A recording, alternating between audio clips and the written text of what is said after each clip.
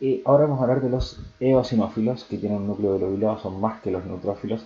Tienen la heterocromatina periférica, igual que los neutrófilos, son específicos, tienen distintos cuerpos, tienen distintos gránulos, dos tipos de gránulos. Los gránulos específicos tienen. Los gránulos específicos tienen entonces cuerpos cristaloides de proteínas. Por aquí tenemos los gránulos. ¿Qué pasa con esos cuerpos cristaloides de proteínas? Tienen proteína básica mayor, catenética de la eosinófila, peroxidasa de la eosinófila, una neurotoxina del eosinófilo que actúa sobre el sistema nervioso central de los parásitos, histaminasa, disulfatasa, etcétera, que destruye los leucotrienos que vienen de los basófilos, colagenasa, catepsina, y principalmente se dedican a destruir protozoos o el mito. Y los azurófilos que tienen lisosimas, variedad de hidrolasas, destruye parásitos. Esos son los otros tipos de gránulos, los azurófilos. Entonces, lisosimas, variedad de hidrolasas, destruye parásitos y también el complejo antígeno-anticuerpo. Aquí hay dos tipos de gránulos, distintas funciones, y generalmente están en los sitios donde hay alergias y parásitos. La sulfatasa y la histaminasa en los sitios de alergias y moderan efectos de los vasoactivos y están en los sitios donde son más susceptibles a la inflamación, por ejemplo la lámina propia de la mucosa intestinal. Ahora los basófilos, que también es un tipo de granulocito, son menos abundantes, gránulos bastante grandes, un núcleo lobulado, tienen heterocromatina periférica, igual que todos los que hemos visto.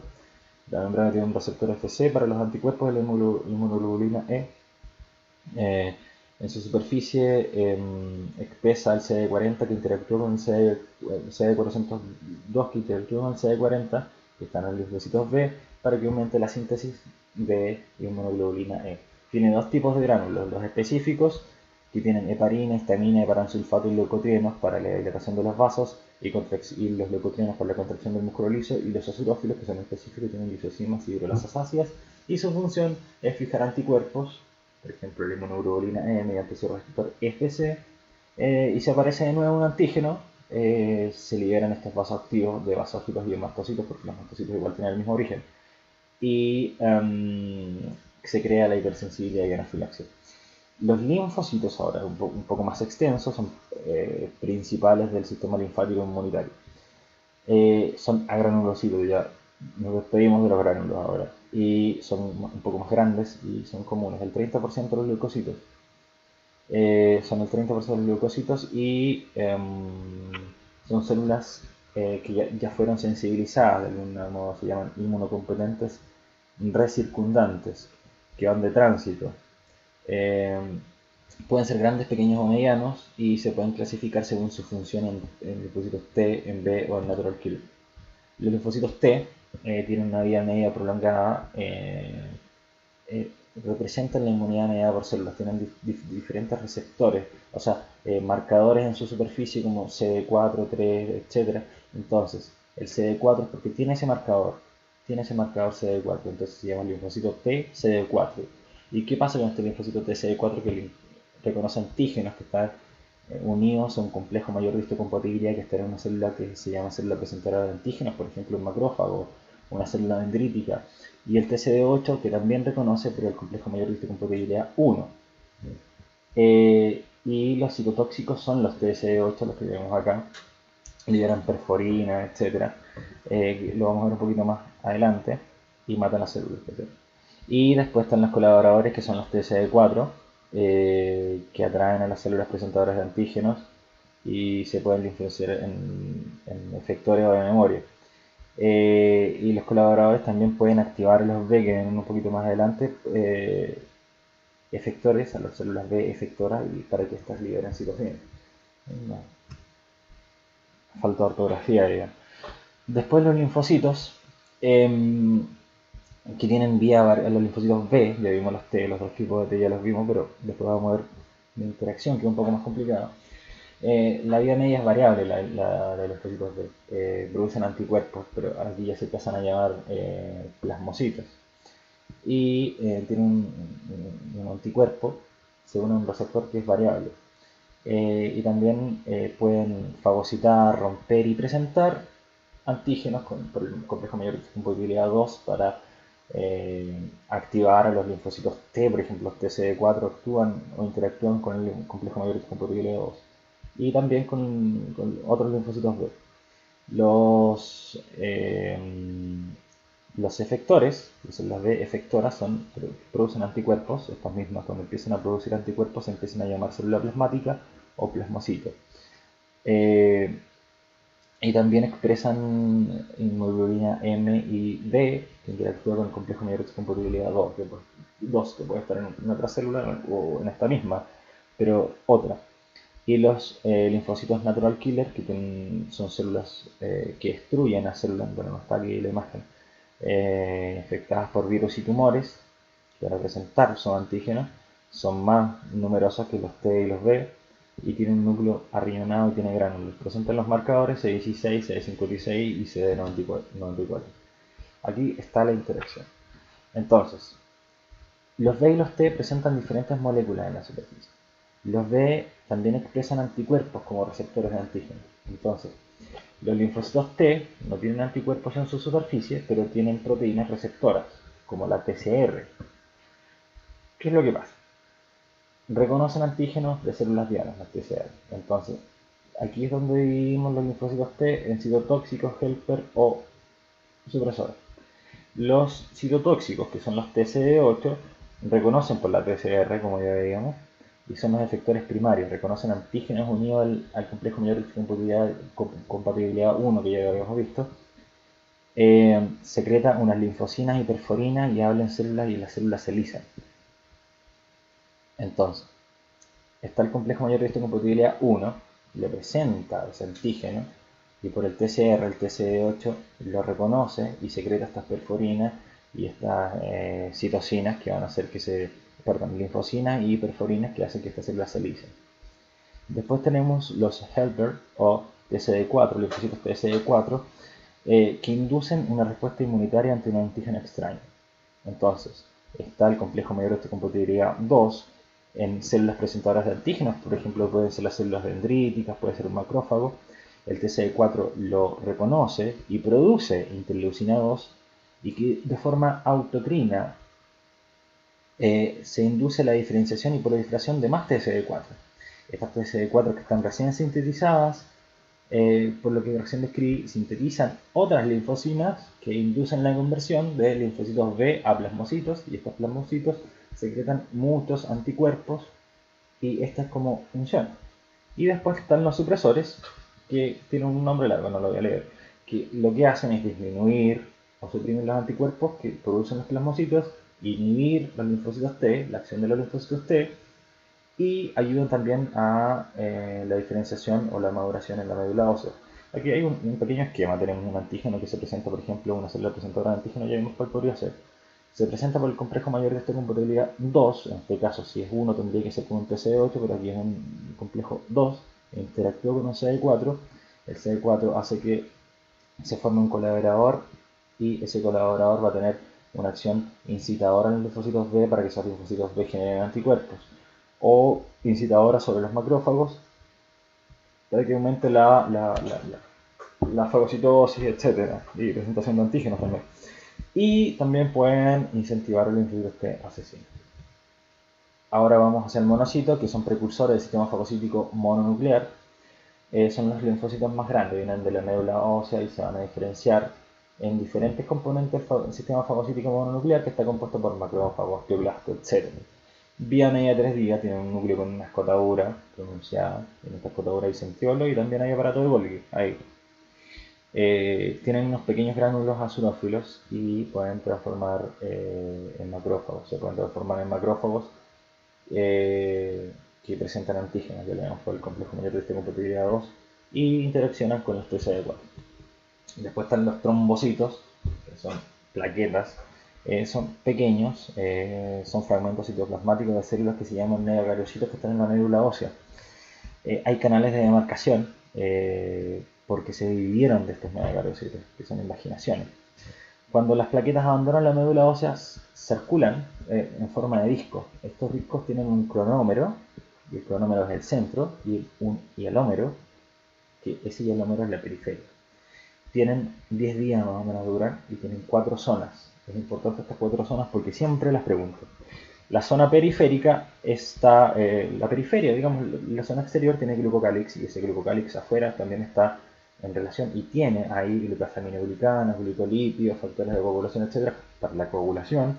Después hay una zona estructural en donde están los microtúbulos, filamentos de actina, que ya es adentro, miosina y fijadores de actina. Y forman una red para que se sostenga la estructura de la plaqueta. Después está la zona de orgánulos, en la cual hay mitocondrias, peroxisomas y glucógenos, y hay tres tipos de gránulos. Los gránulos alfa, que tienen factores de coagulación, plasminógeno, inhibidor del plasminógeno, también fibrinógenos, factores derivados de plaquetas, que van a ayudar a que se regenere el vaso. Delta, los gránulos delta, que son menos abundantes, tienen ADP, ATP, histamina, serotonina, y facilitan la adhesión plaquetaria y la vasoconstricción. Después tenemos los gránulos lambda, que son como los lisosomas, tienen enzimas hidrolíticas y están encargadas de absorber el coágulo cuando ya está muriendo la coagulación. Después tenemos la zona membranosa, que hay dos tipos de canales, y estos canales se fusionan para controlar la concentración de calcio. Hay un sistema canicular abierto, que es la invaginación, y un sistema tubular denso, que es restos del retículo endoplasmático rugoso del megacariocito y sirve para la unión de calcio. Y ahí hay otra imagen en general, los gránulos, entonces, las zonas, ya las vimos. Y las plaquetas, bueno, van a vigilar cuando hay un coágulo, donde hay una exposición del tejido conjuntivo, se forma un coágulo para que se detenga la pérdida de sangre y se repare el tejido dañado. Entonces actúa en la hemostasia. Se adhiere al tejido expuesto, se granula y se libera todo esto, que es el ADP, la serotonina, el tromboxano, según el conjuntivo expuesto, como decía.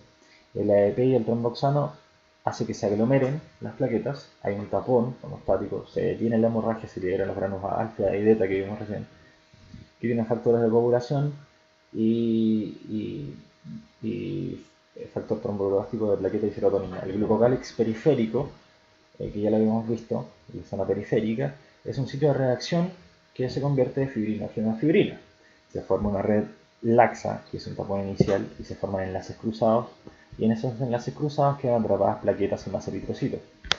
Después del tampón primario, un tampón secundario, y ya aquí había actina y miosina, y esta se retrae. Lo que hace es tapar esto, como apretar lo que sucedió ahí por la actina y la miosina, y se vuelve el flujo normal de sangre que había antes. Después el coágulo se lisa por la plasmina y con ayuda de los gránulos lambda, que eran los factores que ayudaban al crecimiento, angiogénesis, etc. Se produce eso. Y también tenemos los granulos, bueno, la activación del plasminógeno se convierte en plasmina, que es la coagulación, etc. Y después el factor de crecimiento es derivado de plaquetas, que era el que yo le decía, estimula las células musculares lisas y fibroblastos a dividirse en la zona donde hubo este traumatismo y para que se repare el tejido. Y la médula ósea, ya, queda poquito. La médula ósea, bueno, está en los huesos largos, también en los espacios que hay entre el trabéculo y el hueso esponjoso. En la médula ósea hay vasos sinusoides, o sea, vasos sanguíneos y vasos sinusoides también, que son unos vasos especializados, restos de vasos antiguos, y una malla de células hematopoieticas, que son las que van a dar las células de las que hemos hablado todo este rato en general. Las células hematopoieticas forman cordones. Los sinusoides se hallan entre arterias y venas y son derivados de vasos que irrigaban anteriormente el tejido óseo cortical.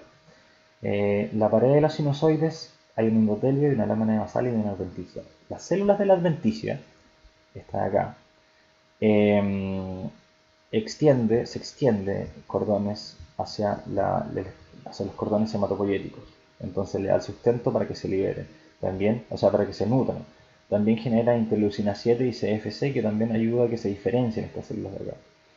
Cuando comienzan a pasar las células, o sea,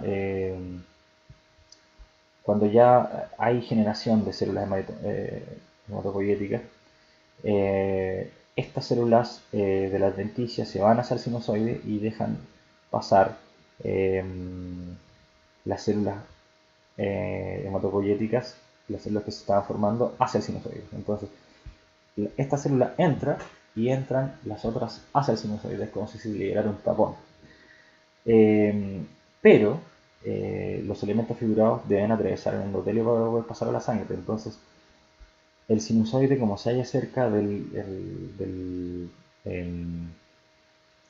un vaso sanguíneo, porque es un espacio cerrado este sinusoide, se halla cerca de un vaso sanguíneo, lo que pasa, las células hematopoyéticas entran y como están cerca, pasa.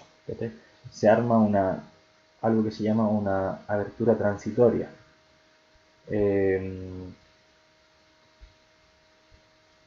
Y así es como pasa, así es como se generan, así es como se nutren, así es como se diferencian, así es como pasan hacia el sinusoide, del sinusoide hacia la circulación.